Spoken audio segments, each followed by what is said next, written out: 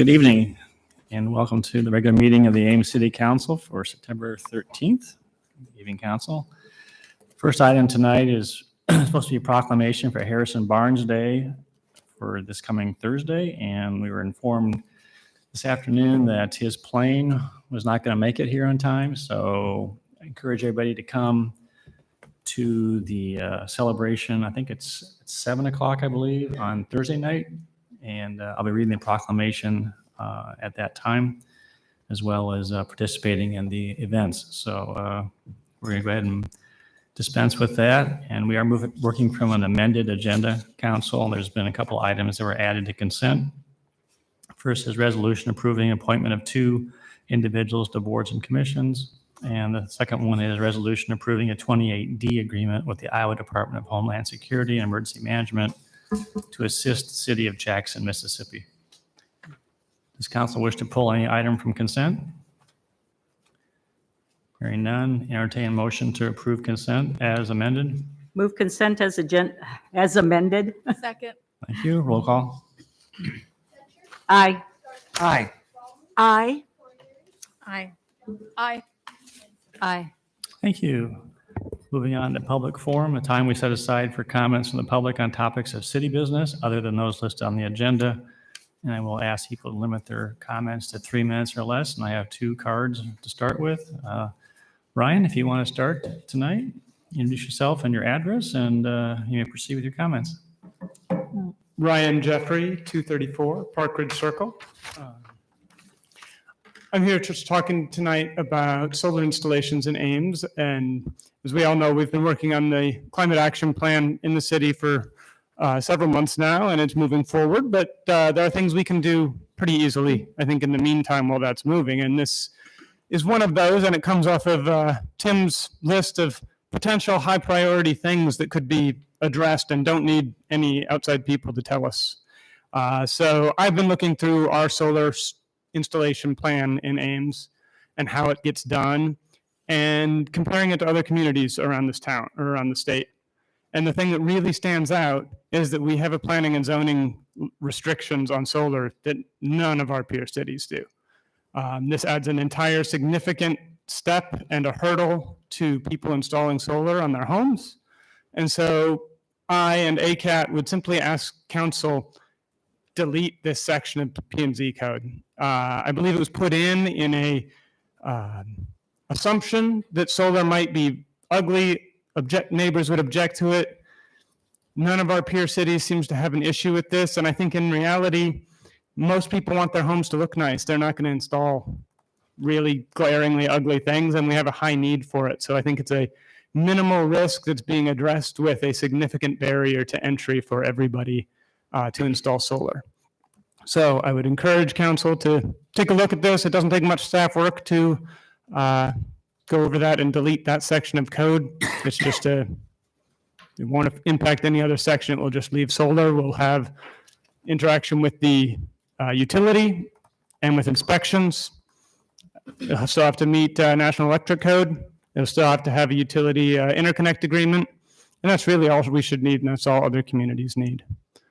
Following this, there's some additional things we'll be able to do, encouraging further solar adoption in town, working with installers, neighborhoods to have discussions about group installations and options like that. Been effective in other cities, but I think the first thing we can do, the easiest thing we can do, is remove this roadblock. Thank you all. Thank you. And Ryan, just for information, we did receive the email, and that's going to be considered under for referral to council, up to staff under disposition and communication to council tonight. So thank you.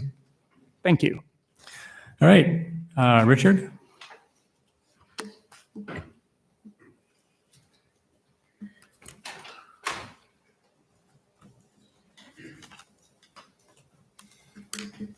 I have asked any number of times to let me speak at the end of the meeting during council comments.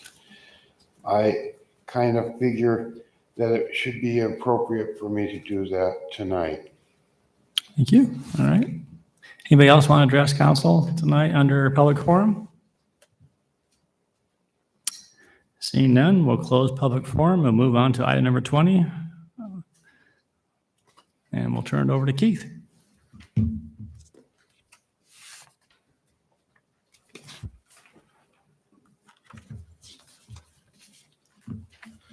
Good evening, Mayor and City Council members. So we got this first item, potential purchase of Sands McDormand property, which we're very excited about this opportunity.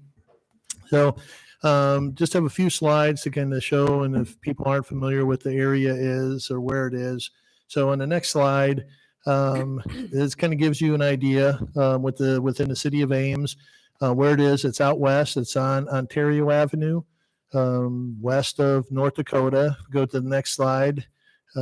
This gives you a little bit better idea of the property now, and we'll show you in just a little bit, but there actually are 3 parcels to this property, and in the council action form, we were proposing or recommending only purchasing 2 of those parcels, but 5658 Ontario Street. So we go to the next slide. This is the 2 parcels that we are wanting to do.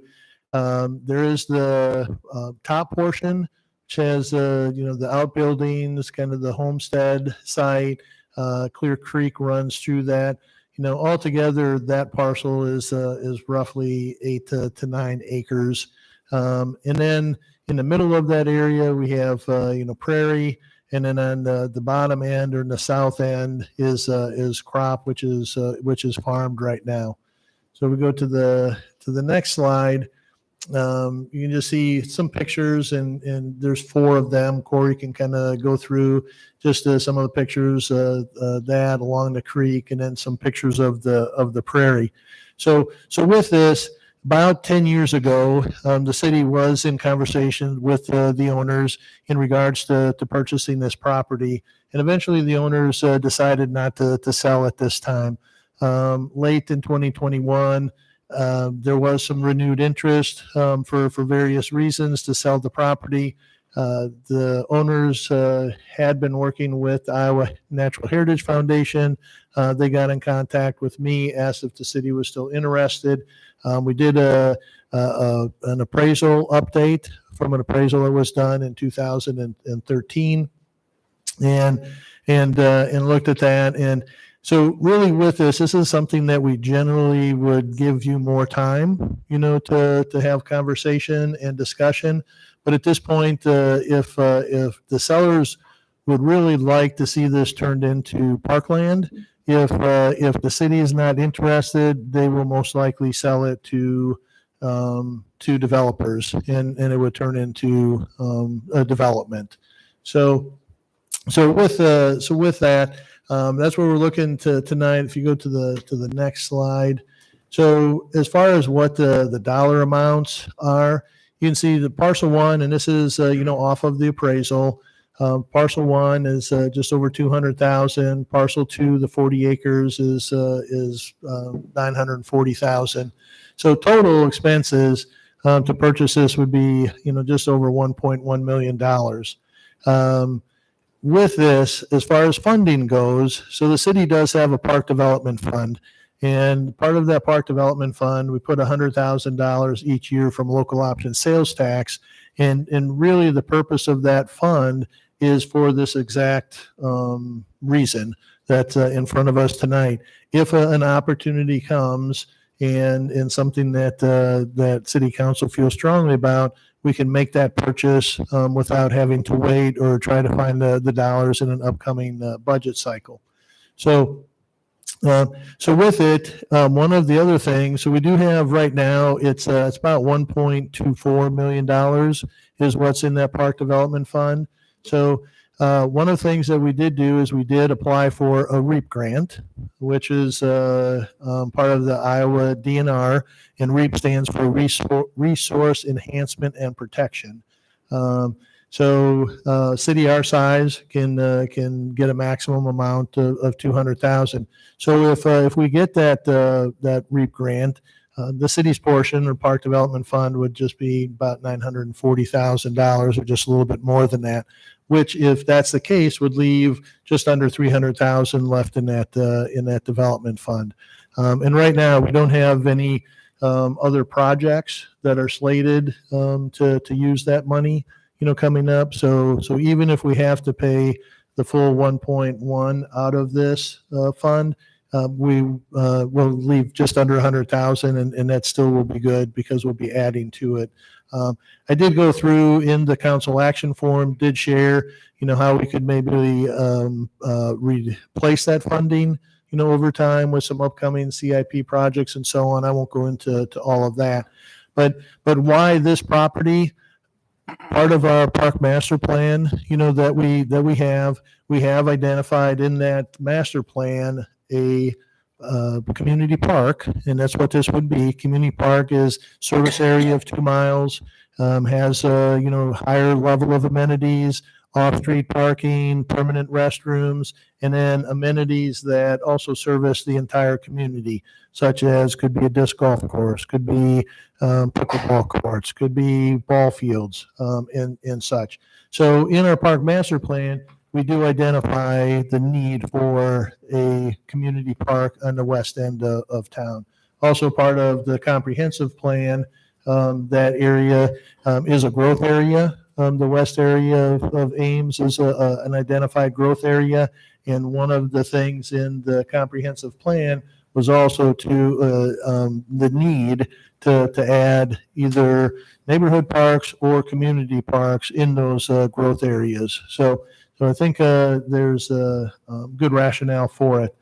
So at this point before you, there's two as part of the recommendation. One is to direct staff. We're not asking you to make the purchase tonight, but to direct staff to develop a purchase agreement and come back at a future council meeting with that information. And then the second part of it is with the REAP grant. They do require a resolution from city council supporting the application or the submission of the application. And we did go ahead, we submitted that. We had conversation with the administrator, and she did indicate that as long as we get something from the council at a later time, they were good with submitting the application, and it was due August 15th. So with that, I would ask if there are any questions. Questions? Well, one question I had for staff before, and could you go back to a map for me? So I had asked about Go back. if there was any chance of, and I guess that's, Yep. oh, there, that's good, probably. If there was any chance that we could also work with maybe whoever is going to end up with that parcel 3 in the map there and see if we can secure the creek somehow, whether it's, if a developer ends up with that parcel, like maybe there'd be some advantage to them to allow use of that creek for us. Anyway, so my question was, if we do proceed with this, if we could also, in addition, direct staff to secure the property along the creek the whole way across. Secure, explore the possibility. Explore the possibility of that. Like, yeah, not to commit us to it, but to see if that's possible or like what it would take to do that. Could you show that where that would be on the There's map? another map. Do you have the one with the 1, 2, and 3? I do not Oh, you didn't get that have one? that. So if you go back to this, Pull it out. so no, go back to the other one. Yep, that one. So with the cursor, right here. So this is parcel 2, kind of the 40 acres to the south. Parcel 1 is along Ontario Avenue. And then this over here, and pretty much about where the line is, that's parcel 3. So that's about 27 acres on that side. So what Bronwyn is saying is there a way, if I hear you correctly, is there a way to say maybe draw a line east to west here, somewhere in here, south of the creek, all the way over to County Line Road? Now, the property that is to the west of this property is owned by Hunziker, and with it. So I think what there's a couple of options. I could have a conversation with the owner and see if there's something that they would maybe want to do prior to selling off the rest of it. Or once it's sold to the developer, could have that conversation as well. Yeah. But it would have to have that conversation with Hunziker regarding just right on the corner of Ontario and County Line Road. Sure. So, yeah, and that is one thing, when we shared this with the Parks and Recreation Commission, the Parks and Recreation Commission did, as part of their motion, they support purchasing the property, but they also did ask staff to pursue a minimum of maybe an easement along the creek for a future trail. So obviously, if we owned that property, would be a lot easier than managing the easement. Yeah. So I think I understand what you're saying. Yeah. Yep. Other questions? Keith, is there any opportunity for us to reuse any of the buildings that are on that site, or to explore whether we could reuse them? Yeah, right now, I have not been in the house, and I forget what the age of the house is. It's small. The garage, really, there's not a lot of use. Maybe it could be used as a service building potentially, but the other outbuildings, the machine shed or the former machine shed, I think only has maybe 2 or 3 walls with no roof on it. And then the barn, just needs a lot of help. The roof is in bad shape. It would take a lot for renovation. So I think if that is a desire of council, I think if we move forward with the purchase, we could have that conversation and take a look at those buildings prior to, coming back and see if there's any use. From my perspective, when I've been out there, the outbuildings, I just think they would take a lot of work to do, and I'm not sure what benefit they would be to us, but we could explore that further. Thanks. Any other questions? So Keith, it's important that these kind of amenities be accessible.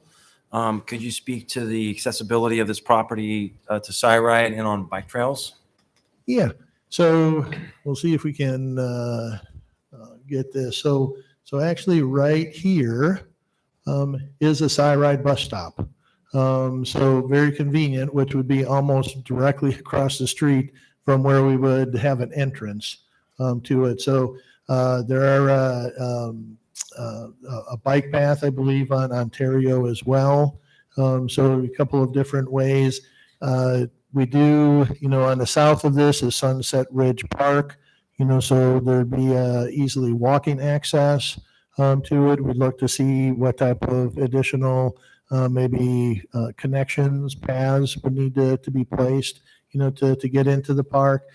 One of the things we would be looking at too from an accessibility is we probably have 2 access points. One access point would be at the right about here where the homestead is, where the cursor is. And there we would probably put a smaller parking lot, a shelter, a restroom, maybe some play equipment. And that might be what we do on that end. But on the south end or southeast end, in here, we'd have a larger parking lot, another shelter, restroom, play equipment, again, maybe pickleball courts, disc golf, maybe some other amenities. So now as far as, anything else that we do in there, we would probably have a combination of trails, some hard surface trails, some natural trails would be part of it. Again, from an accessibility standpoint, but being able to get there, there's a good number of ways to get there and close access.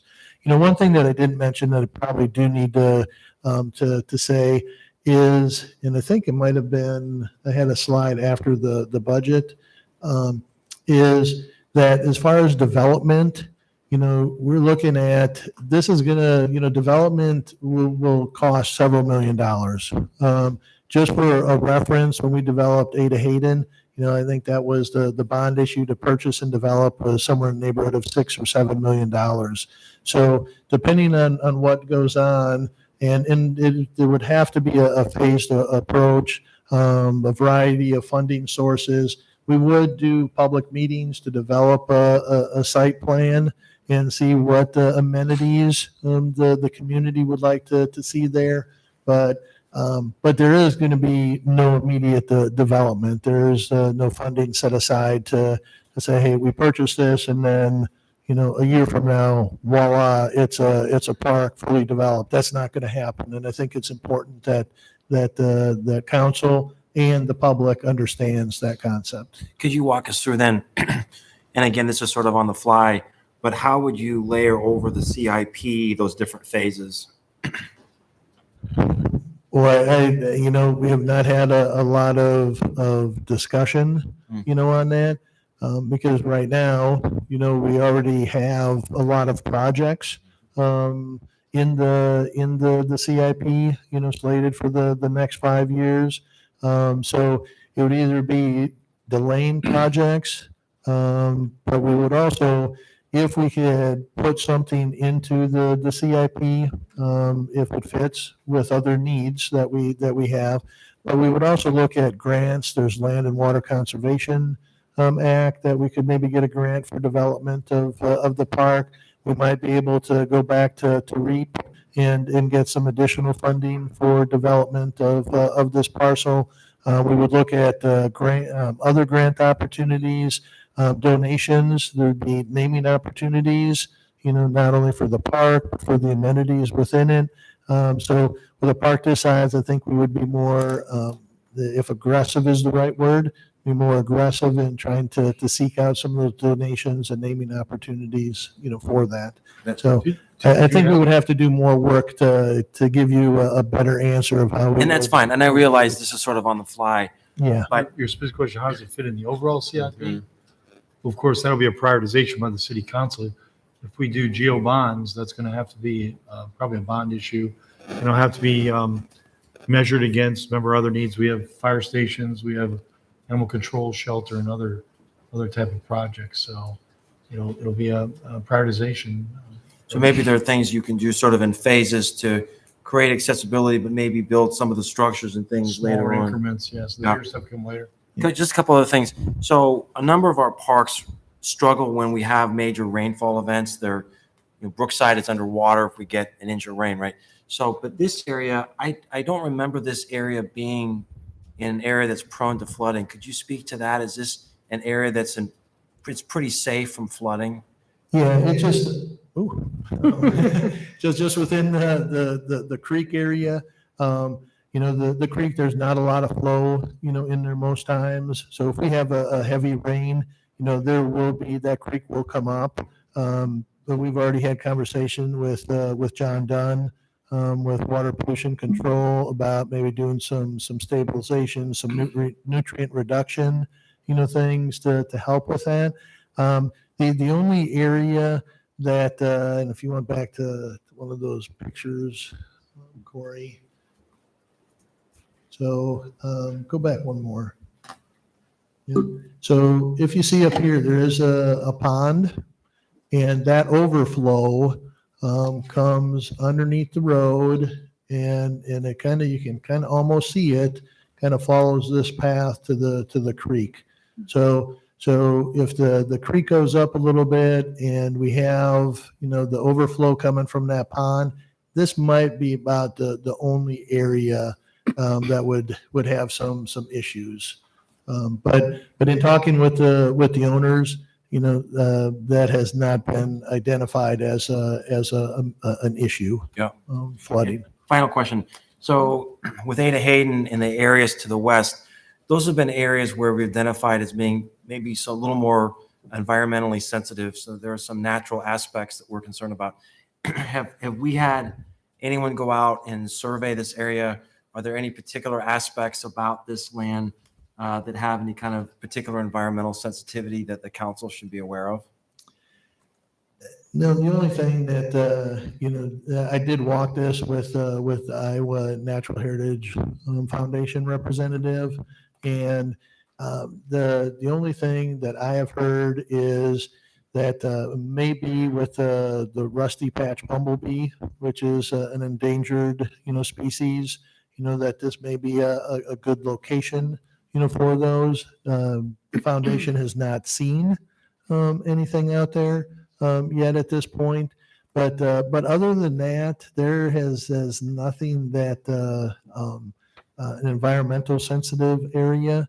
Now, I think as we go, there's just a lot of brome grass in that prairie area.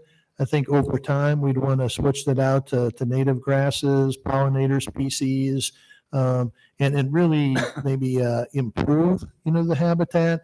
And obviously, anything on that south end, you're going from farmland to, even if it is manicured turf or prairie or, something else, is going to help the entire area. Okay, thanks. Any final questions? All right, I'll open up public input. Is there anyone in the audience that wants to address council on this matter before it regarding a resolution negotiating a purchase agreement? Seeing none, we'll close public input. Any closing questions or comments? Maybe just one, I'm supportive of this. I think this is a tremendous opportunity. We talk a lot about thinking long-term for the community. This is a great long-term project. But so is also the need for housing. And so I think we have to continue to look for ways to balance things. So I think from a community park standpoint, this makes a tremendous amount of sense. But we also just keep in mind the balance. This is also an area where some good opportunities for housing. We desperately need that as well. But I think the need for a community park here significantly outweighs that need for housing. All right.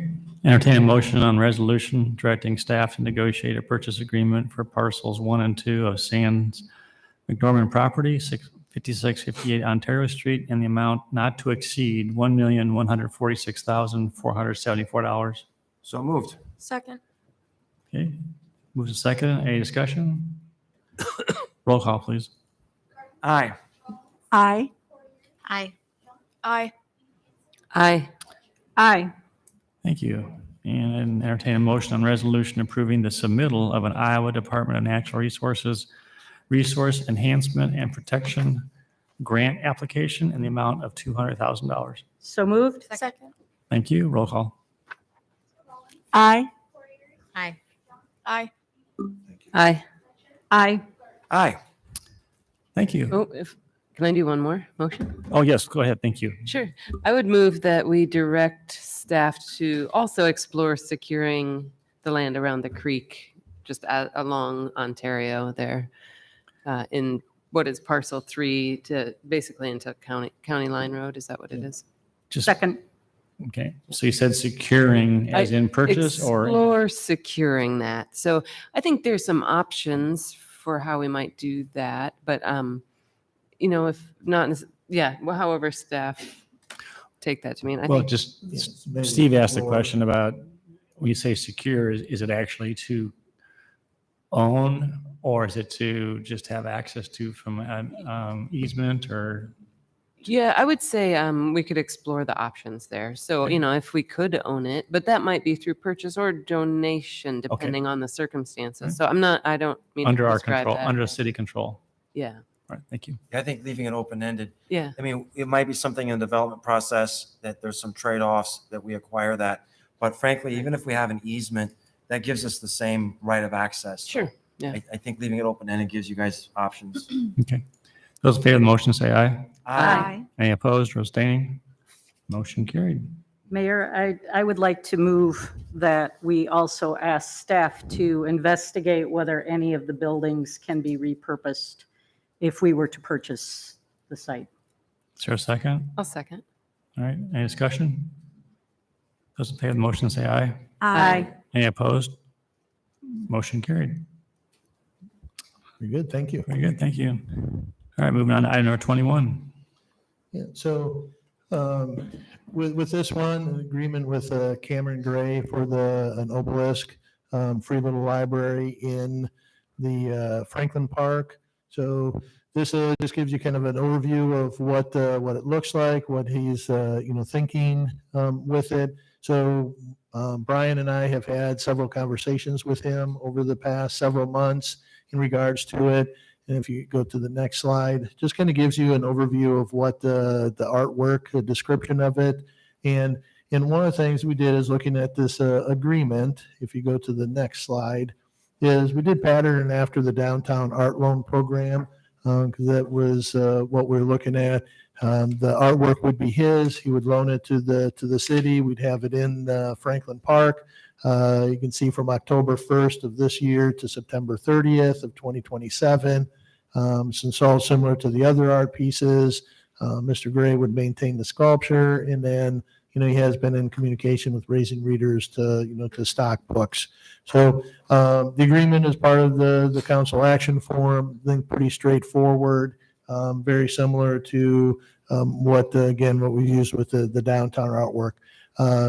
Mr. Gray did submit a letter, to City Council, concern regarding vandalism and just park safety, in regards to vandalism to this piece of artwork, and then safety in the park, and is asked to install or have the city install cameras. And as of right now, we do not, the Parks and Recreation Department, does not have a policy for utilizing cameras in the park system. We have used them at times if we have had recurring vandalism. Or graffiti. We have used that, and we have had some success in getting or making some arrests regarding to the people doing it. So one of the things, it is the vandalism, it's the park safety, but it's also, at times we hear from people that we don't want, we go there for a picnic, we don't expect to be photographed. We don't expect to have our pictures taken and so on. So right now, staff is not suggesting that we install cameras at this time. Without having done research with peer communities and having some public input, on this topic, we just can't support that at this time. So, Brian, if you have anything to add, or we'd entertain any questions that you may have. Yeah, happy to answer any questions about the arrangement. This is a little different than we have utilized in the past, because Mr. Gray approached us rather than the other way around, like our other art-related loans. Mr. Gray is in the audience, and so I'm sure he'd be happy to address any questions you might have as well. Questions from staff? Keith, I'm trying to understand where maintenance ends and cleanup for graffiti or something like that begins. I know we've got something in here about malicious mischief, etc. Is there something that the city would do to remove graffiti, or is that something Mr. Gray is responsible for? So under the agreement, the city doesn't assume any responsibility for damage caused by somebody else. It would be if we were able to identify the person who did it and bring a claim against that person. The agreement allows us to basically assist the owner in getting that accomplished. But I imagine that even though we wouldn't have any responsibility because we weren't the ones who caused the graffiti or the damage to occur, we would work with the artist if there was some graffiti that simply needed some special attention, like we might give to other park property, and we have some expertise in removing graffiti. I think we would work with the artist and see if we could get it removed. But if it was, significant damage, or if it was etching or things that we just simply couldn't get out, then I don't think we would even attempt that. Yeah, so it's a little different than the other artwork that we have as part of the Art in the Park program, because that art is owned by basically owned by the city, and if there's graffiti and so on, we do take care of that. So So, yeah, we would do whatever we need to, if there's some assistance needed, we would work with Mr. Gray to help. And ultimately, that decision, I think, would be up to Mr. Gray. So if he decided that he doesn't want our involvement in trying to remove it, and wants to take care of it on his own, or if it's damage of a kind that would require some special expertise, certainly we don't want to be involved in trying to fix something and then make it worse. So we would have to consult with him and basically just work through, what do you want to do here? What do we think it's going to take to get it resolved? So if there's some hesitation about cameras because of community being there and perhaps being on camera, are there some other options such as lighting that might come on in the evening, and what might be involved in that? I guess I see this as different than the downtown area because you've got sort of some constant traffic at those art installations, not so much here at this park. Right.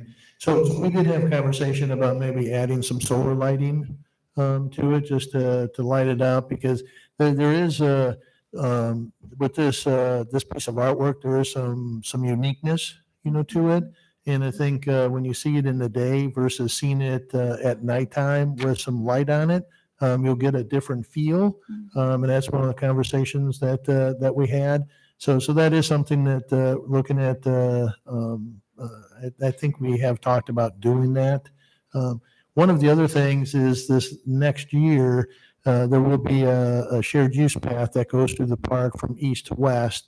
And one of the things with that, there will be at least 3 additional light poles, that will be put into. So I think with that additional light, with the shelter and the security light that we have, and if we do some solar lighting on the structure, I think that will help a lot in regards to maybe at least it's lit, and the lit areas are not the areas that we have vandalism and other issues within the park system. So is Mr. Gray open to that idea, and he may be Yes, willing? yeah, we had talked to Cameron about, the lighting. So Okay, he was in favor of that. okay. Thank you. Other questions for staff? Keith, if we determine that there are issues, I assume that would come back to council. If somewhere along the line, we determine that there's a need for something more secure. Yeah, and I think if one of the things, and this is what we do within the park system, if we have recurring, vandalism, we don't go to the commission, we don't go to council to say, hey, let's put up, say, a trail cam or something temporary and see if we can get the perpetrators. So that's something that we would do. If it, even with that, if it continues, and we wanted to do something further, then I think we would at that time bring it back to council. Thanks. All right, open up public comment. Mr. Gray, you're welcome to address council if you'd like to. Yeah, please. How are y'all doing today? Doing well? Hi. It feels weird to be back up here again. But so the reason, just to give more clarification of the reason why I was proposing cameras being there, and also I'll give you some insight of how I see this camera thing being. So it's not like, what I was picturing was there will be a trail cam that is directly focused on the actual sculpture itself, not a wide shot or anything like that, so that we're not invasive or watching people, because that's not the point of it. And the reason why I was thinking about possibly putting cameras in was this aspect of when I had a article done about my project in the Ames Tribune, I saw on one of the comments that said good for target practice. So immediately you can understand that is a sense of violence, right? Or this idea of, we don't want this within our community, so we're going to do anything we can to damage it, to destroy it, to anything to that degree. And for me, understanding what this project is supposed to represent, I want to see this as a gathering place, right? A safe space for people to be able to get books and not have to worry about someone trying to attack them or do anything to that degree of them just trying to interact with this thing. And so that was the reason why I wanted to put cameras there, because I truly believe that if someone does come with that malicious intent, I personally can see that as a hate crime, because that's exactly what this thing is represented, is about the celebration of Blackness. And so once you do that, once you destroy something like that or try to beat up on something like that, that you're not, it's not because of the art itself, it's because what it represents, right? This idea. So when I was asking for you guys to consider is that, I believe that Ames is a community that does not invite people like that. And so with this motion of putting cameras in this play, I think it really says a lot to the community that is something we don't tolerate here. And we'll do anything preemptively to make sure that kind of action is not welcome here. So yeah, thank you. So Councilwoman Rollins asked the question, if you want to just affirm your opinion on the lighting on there? Oh yeah. That was immediately when I first came up with the way that it would look. I knew that it was going to be, we're going to pour a circle around it. And so at each single point will all be solar panels. So like during the day, they'll go off.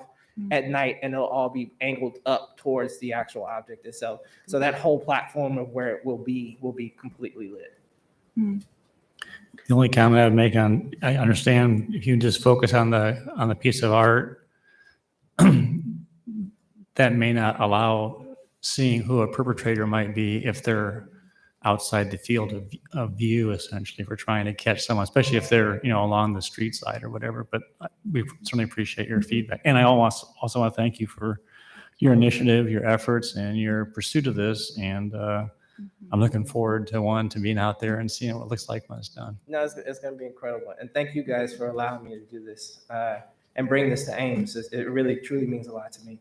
And I'm excited to see how the community responds to it. I think it's going to be really beautiful. Thank you. All right. Thanks. Richard, you want to address council on this item? Listening to this tonight, Could you, I kind of feel like the human body is a very piece of good art. And it's like, as far as art goes, I don't think being in a light all the time all night long is a very good thing for a piece of art to be. And I don't like the idea of cameras and any of that sort of stuff. I don't know. It's like people should appreciate it for what it is. And I don't know. It just. thank you. Anybody else want to address council on this item? All right, we'll close public input. Any further closing comments or questions? All right, entertain a motion on resolution approving an agreement with Cameron Gray to place artwork-free library in Franklin Park. Move approval. Second. Thank you. Any further discussion? I just want to say, I think it's a great project, and I'm really glad Cameron continued to pursue it. For sure. Yeah. Roll call. Aye. Aye. Aye. Aye. Aye. Aye. Council, you also heard Mr. Gray express opinion, regarding the cameras, but also heard staff's input. So I'll just give an opportunity if there is no interest or if they want to follow through with what staff is talking about right now. No motion is necessary, but if there is something relative to what Mr. Gray said, this would be the appropriate time. Otherwise, we'll move on to item number 22. Yeah, that's an interesting question for sure. I mean, because I totally get where you're coming from in terms of, you saw a threat to it on the Trib's comments, so it's not unfounded.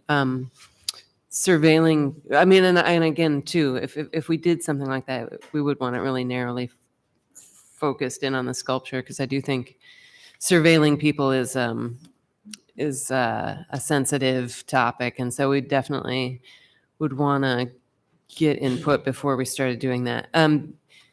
That being said, like I kind of hate to put it off, but like maybe if something did happen, then we put one in. I don't want to be in that position either. But I'm curious to hear what the rest of council thinks too. So, or, Yeah, I'm interested in at least exploring the feasibility, even if we, just so that council has that information. You're talking about the The cameras? cameras, yes. If you're interested in that, entertain a motion. I move that staff explore the feasibility and cost of installing security cameras as requested by Mr. Gray. I'll second. Okay, discussion. I mean, I guess I feel like staff's already explored the feasibility and has recommended against it. So, I don't know what other information specifically. It would be helpful to know the cost. I do understand that may create some accessibility issues, but I think knowing, unless you already know what the cost would be for doing that. Yeah, if you'd want us to, to maybe look at what other communities might be doing. That'd be helpful. Well, the that would be trail one thing, cam But thing is what I was interested in especially. So you said you have them in certain places already? we have one that we use if we have recurring vandalism. I see. So we don't, and we don't put it out very often. Sure. Because we don't have a lot of recurring vandalism in places. Generally, if we have something in the park, it happens here. And then we take care of it, we clean it up. We try to clean up things within 24 hours of being notified. And then, it might happen somewhere else. So What if we put it up for the first 2 weeks that the sculpture is out, or like right after the installation, so that any sort of like immediate response, I don't know, that's just a thought. Yeah, so one of the things, and with this too, is one of the things with trail cameras, all right? You put them out there, you've got to have a location to put them. Okay, so generally if you were doing it for wildlife or something, you would attach it to a tree. So with the location, I'm not sure how close there is a tree to this, so we'd have to take a look at that. The other thing with trail cams is, there's an SD card, so you have to go out there and physically get the SD card, replace it, and somebody's then got to look through, all of those pictures as well. So there is some additional, staff time Sure. associated with it. Do you know how much it stores in terms of time? Like, would a week be in? Well, it all depends the way trail cams work. It's and you can get the SD cards in 16 gigabytes, 32, 64, so on. So it's really all a matter of pictures. It's also then the quality. So the further away you are, Sure. the quality generally diminishes. Mhm. If you're closer, the quality is a little better. Sure.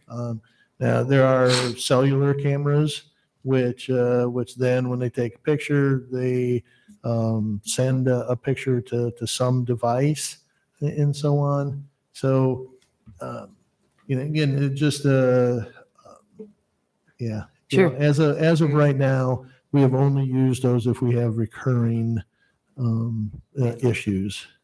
So in a specific place. So the motion was to explore the cost and feasibility since there's already product is already owned and Keith's given more explanation. Is there an interest to pursue the motion or withdraw the motion or vote on it? Keith, from what you said, you would not have to come to city council to install that trail cam if there were vandalism occurring. That's just something you would do routinely. It's just something that because- we do, yes. Okay. Yep. Okay, everyone understand the motion? Those in favor of the motion say aye. Aye. Aye. Those opposed? Nay. Motion failed. Okay. Anything else? All right. Thank Thank you. you. Have a good night. Thank you. Moving on to item number 22, resolution approving contract with Chevron Renewable Energy Group to supply 99.9% biodiesel fuel.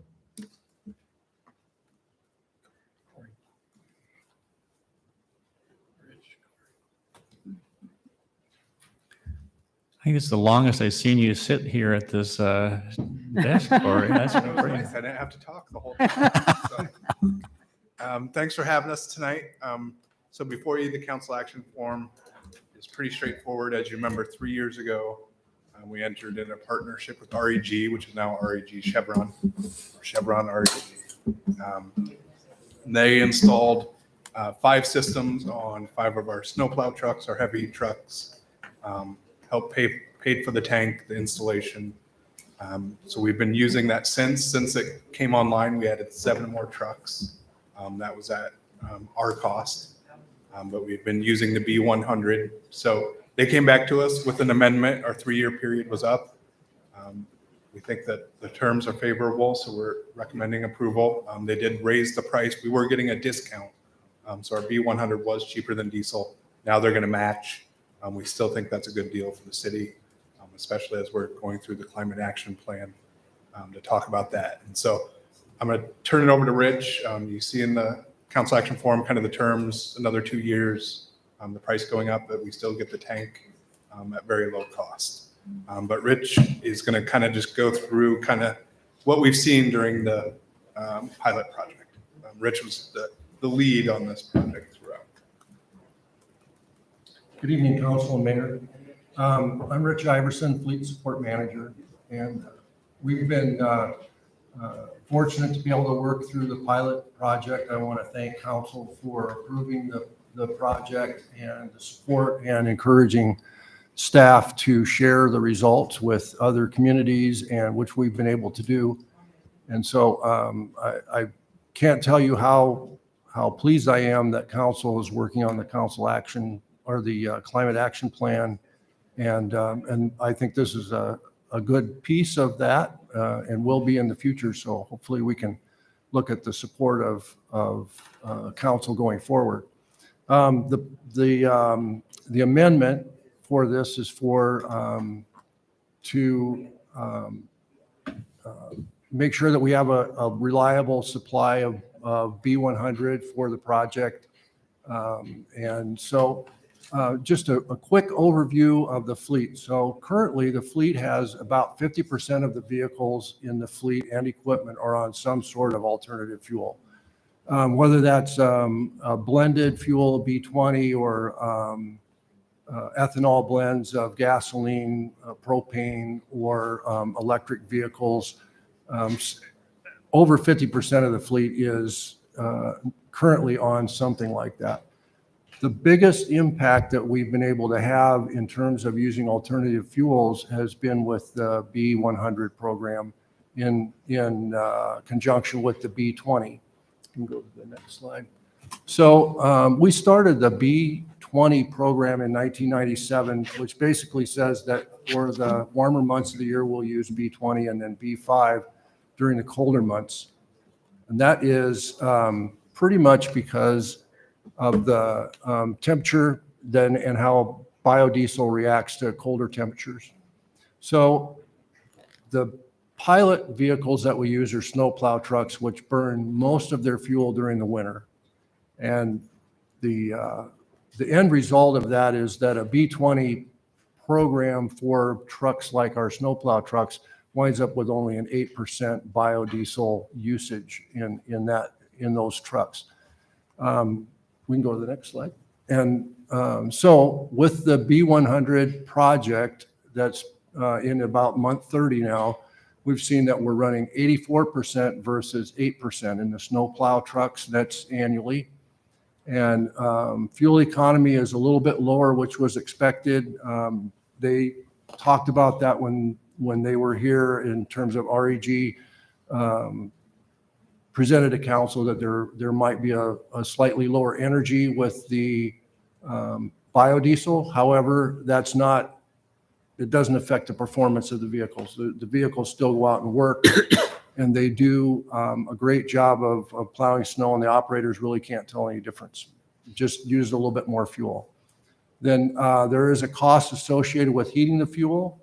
The first year where we used 10,000 gallons with 5 trucks, it was about 20 cents a gallon. Now that we're increasing the heating costs for the supply tank, is about 17 cents a gallon, which is something that we need to take into consideration in all of the costs. However, the last one we have managed with this program to offset 356 metric tons of CO2 in 30 months.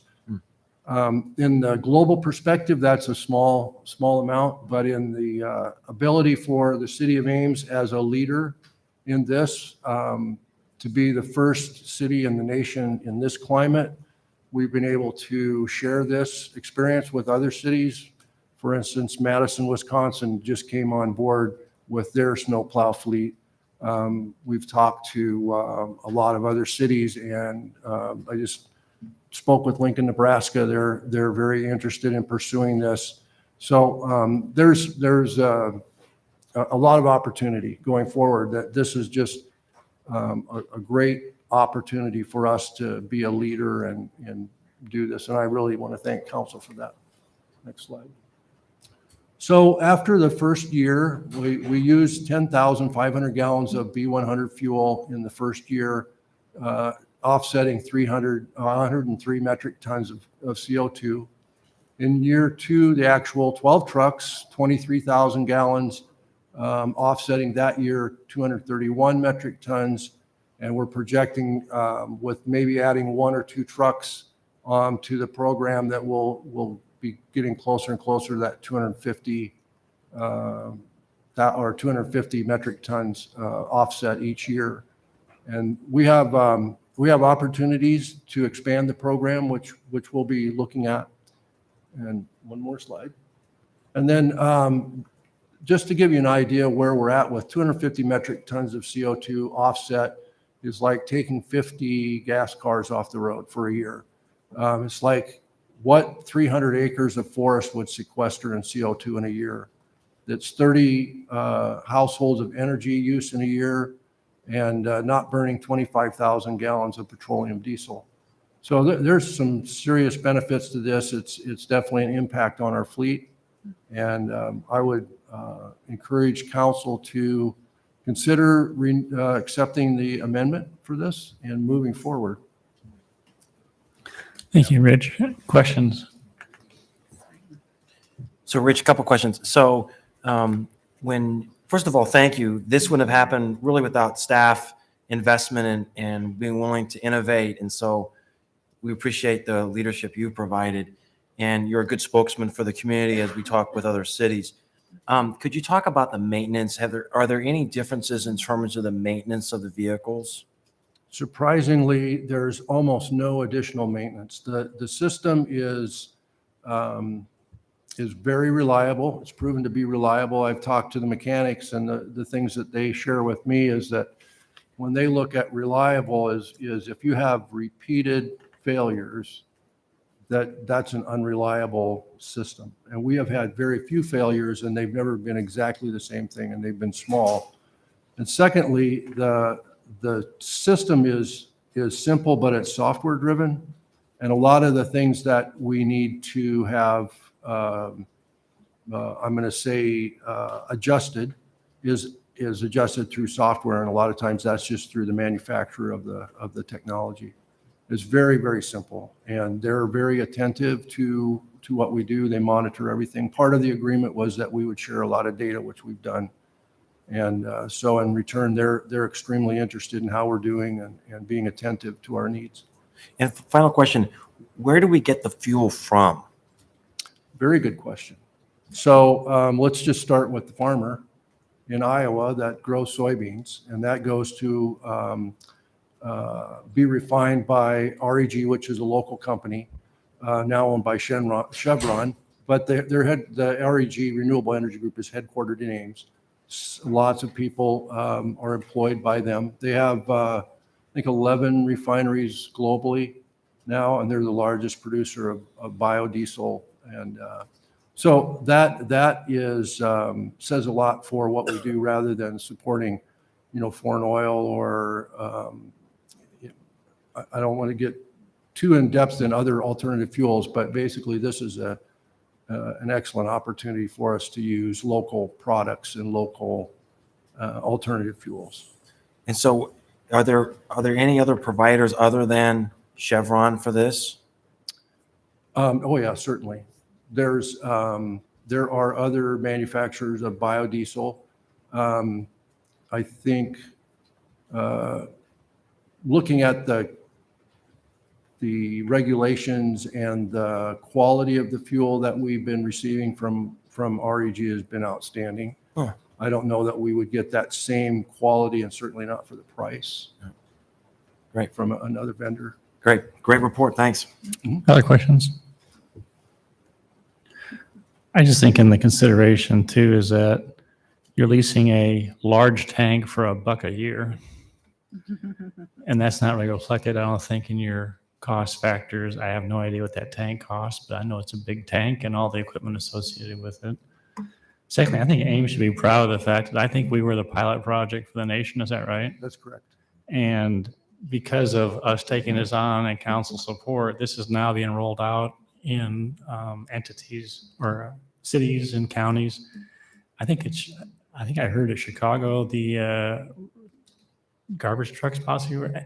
All I know is that because of what happened here and it was being successful, we are actually, because of that pilot project, it's been rolled out around the country. And I just think we should be proud and celebrate that. And it doesn't gain any quote points in our climate action plan, but I think it just shows that Ames continues to be a lead when it comes to, being aware of what the issues are in climate. And I just, I'm really proud of being associated with the project and what you're doing. And from time to time, I brag it up to other mayors and just talk about what's going on and just say, boy, if you don't know about it, you should check into it. It's a great program. All right, I'll open up public input. Does anyone in the audience wish to address council on this item tonight?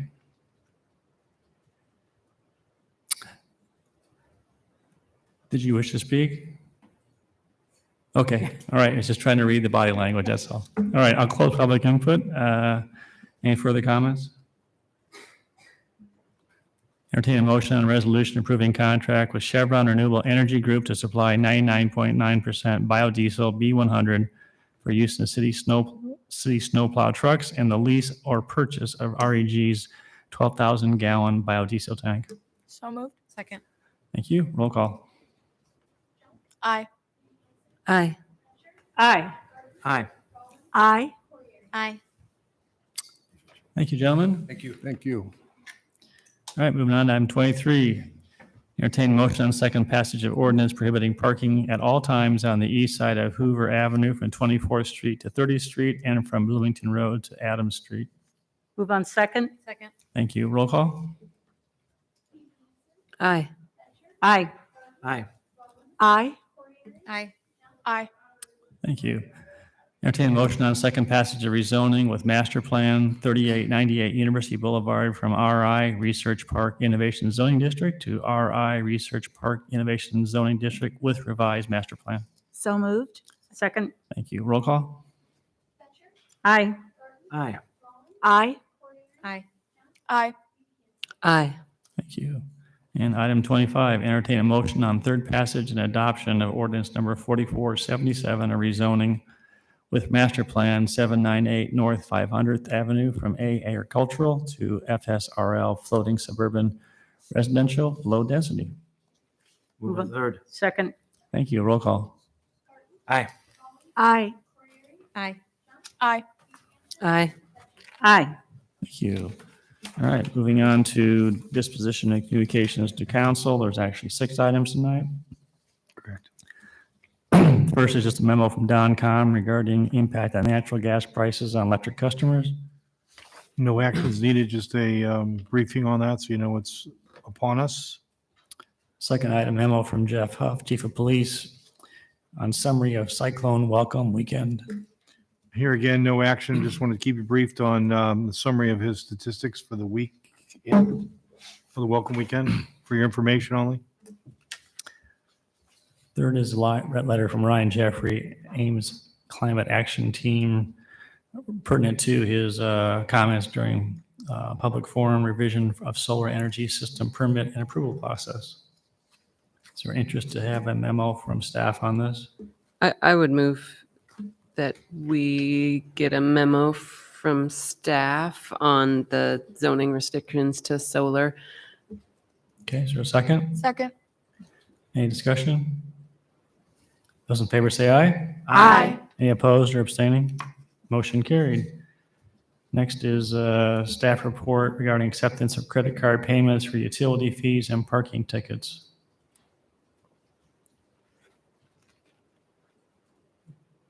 Just take this under advisement. I would actually move that we put this on an agenda. Second. Okay. Those in favor of the motion, please say aye. Aye. Any opposed, same sign. Motion carried. Fifth is a letter from Ronnie Friedrich, request for pavement improvements on Adams Street. Is there any interest to refer this to staff? I would move that staff respond to the letter writer about the current process for road paving. Second. Okay. Those in favor of the motion say aye. Aye. Any opposed? Motion carried. And last is a letter requesting a zoning text amendment on wholesale trade parking requirement. Would move that we get a memo. All right, move second. Those in favor say aye. Aye. Any opposed? Motion carried. Thank you. All right, I know. I would have too. moving on to council comments. Bryce. Okay, well, you approved one ISU student tonight. Oh, I don't know if the other one for the arts was on the art commission was a student. I have not received an application yet. No, just the ones for that were approved tonight. Oh, yeah. On the They were, yeah, what, there was a student, but Okay, it is, so property maintenance board. yes, yep. And I'm working on getting more students. Great. The local affairs committee meets again this week, and that is on the agenda. Good. All right. Robin, Nothing for me tonight, thanks. Rachel, Nothing tonight, thanks. Amber, Nothing for me. Nita, Not tonight. Tim. Thanks. I'm very happy that we had a couple of exciting parks and recreation items on the agenda that will improve the parks experience for everyone in the community. That's all I got. All right. I just have two or three things. One is in the fall, we try and set a joint city council student government meeting. And I visited with President Ludwig before the meeting. And we were talking about possibly October 26th, which is a Wednesday night. I'll send out an email, or I'll have Renee send out an email to poll you to see if that will work. Secondly is next Tuesday night, encourage all residents, students, and city council to attend the Mental Health Expo. It's going to start at 6 o'clock. It's at the Memorial Union. And then between 7 and 7:30, the keynote speaker will be Lindsay Fenley. We're talking about mental health in the community. So it should be an excellent opportunity to see what the resources are in the community, as well as listen to those who are actively trying to make improvements. And the last is I talked before about just starting up a community conversation about different things related to mental health. And October 4th, which is a Tuesday night, 6:30 to 8:30 at the Farwell T. Brown Auditorium at the library, will be the first community conversation about suicide, which will cover facts, hope, and resources. And I'm really excited about the speakers we have lined up to come and talk about it. And it's more or less getting a pulse on what's going on in the community, as well as what our hope, what's being done. There's some innovative things that are going on in the community, so people to be aware of that. So with that, One other Sure, go ahead, ribbon Rachel. cutting coming up. I forgot to say this. The accessible kayak launch is next Wednesday at 5:30. There will be a ribbon cutting. Another really exciting yeah, parks project. absolutely. Thank you, Rachel. Appreciate that. All right, with that, entertain a motion to adjourn. Move we adjourn. Is there a second? Second. All right, those in favor say aye. Aye. We are adjourned. Thank you.